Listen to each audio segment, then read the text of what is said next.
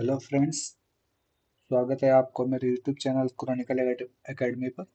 तो आज हम देखने वाले हैं जो डीएसएसबी प्राइमरी टीचर की वैकेंसी निकली हुई है उसके बारे में कि इसकी एप्लीकेशन कब से स्टार्ट हो रही है और लास्ट डेट कब है, एग्ज़ाम पैटर्न क्या है, ठीक है, इसका एलिजिबिलिटी क्राइटेरिया क्या है, क्वालिफिकेशन क्या है, ये सब सारी चीज़ें हम डिटेल में डिस्कस करेंगे। तो चलिए स्टार्ट करते हैं। जैसे कि हम यहाँ पे देख पा रहे हैं कि D D triple S P ने एक वैकेंसी निकाली है असिस्टेंट टीचर, जो कि प्राइमरी टीचर के लिए। प्राइमरी टीचर क्या होता है? जो 1 से 5 तक के लिए जो टीचर होते हैं वो प्राइमरी होते हैं। 6 से 8 तक के लिए जो टीचर होते हैं वो जूनियर होते हैं, ठीक है। तो यहाँ पे इम्पोर्टेंट डेट में देख लेते हैं क्या क्या है। तो जो नोटिफिकेशन इसका आउट हो रखा है वो 10 सितंबर से हो रखा है, और जो इसका एप्लीकेशन स्टार्ट हो रहा है वो 17 सितंबर से होगा, ठीक है। और इसका जो लास्ट डेट है वो 16 अक्टूबर है। और अगर फीस लेट फीस की बात करें, कि फीस लास्ट पेमेंट करने की जो लास्ट डेट है वो कब है, तो 14 अक्टूबर है, ठीक है। एग्ज़ाम डेट अभी आ ही नहीं है, और जब भी एग्ज़ाम डेट आई है उससे पहले आपको एडमिट कार्ड देखने को मिल जाती है, ठीक है। अगर इसके हम एप्लीकेशन फ़ीस की बात करें तो इसमें टोटल आपको 100 रुपये एप्लीकेशन फ़ीस है। अगर आप जनरल, ईडब्ल्यूएस और ओबीसी कैटेगरी से हैं तो आपको 100 रुपये पे करने होंगे। अगर आप एससी एसटी और फीमेल के लिए हैं तो आपको कोई चार्जेस नहीं देना पड़ेगा, ठीक है। इसके अलावा जो इम्पोर्टेंट इन्फॉर्मेशन है, जैसे कि यहाँ पे हम देख लेते हैं कि वैकेंसीज कितनी है। तो टोटल इसमें 1180 पोस्ट आ रखी हैं जो अलग अलग कैटेगरी के लिए। जैसे कि जनरल की बात करें तो जनरल में 502 वैकेंसीज देखने को मिल रही हैं। अगर ईडब्ल्यूएस की बात करें तो 137 वैकेंसी देखने को मिल रही है। ओबीसी की बात करें तो 306 वैकेंसी देखने को मिल रही है। एससी की बात किया जाए तो 166 वैकेंसी, और एसटी के लिए 69 वैकेंसी, सीटें इतनी अवेलेबल हैं, ठीक है।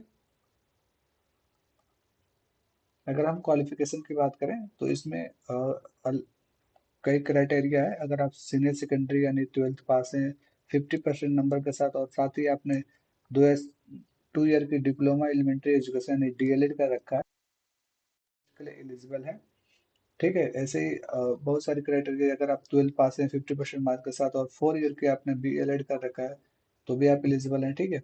अगर आपने ग्रेजुएशन कर रखा है और साथ में ही आपने 2 साल का एलिमेंट्री एजुकेशन पास कर रखा है तो आप भी इस पोस्ट के लिए एलिजिबल है, ठीक है। मगर इसमें सबसे इम्पोर्टेंट बात क्या है कि आपका सीटेट पास होना चाहिए, ठीक है।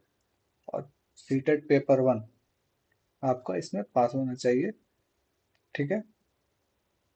इसके अलावा अदर इन्फॉर्मेशन देख लेते हैं। जैसे कि आपको पता है कि डीटा प्लस भी मैक्सिमम अपने एग्जाम जो कराती है वो ऑनलाइन बेस एग्जाम कराती है। तो इसमें आपका एक एग्जाम देना है, और फिर आप अगर एग्जाम में मेरिट में नंबर आपका आ जाता है तो आपको डॉक्यूमेंट वेरिफिकेशन होगा आपका, बस उसके बाद आपकी पोस्टिंग हो जाएगी, ठीक है। अगर हम यहाँ पे बात कर लेते हैं कि किस पे स्केल वगैरह ये सब क्या है, तो 6 इसका पे स्केल है। और किस कैटेगरी के लिए कितनी वैकेंसी है वो यहाँ पे आपको देखने को मिल जाता है, ठीक है।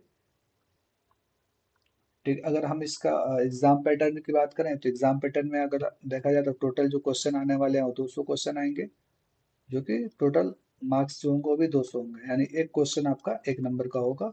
और आपको जो समय दिया जाएगा वो 2 घंटे का होगा, ठीक है। 2 घंटा यानी 120 मिनट आपके पास समय होंगे 200 क्वेश्चन सॉल्व करने के लिए। और इसमें निगेटिव मार्किंग भी रखा गया है 2.25, यानी कि आपका 1/4 का निगेटिव मार्किंग है, ठीक है। और जो क्वेश्चन होंगे वो एमसीक्यू पैटर्न पे होंगे।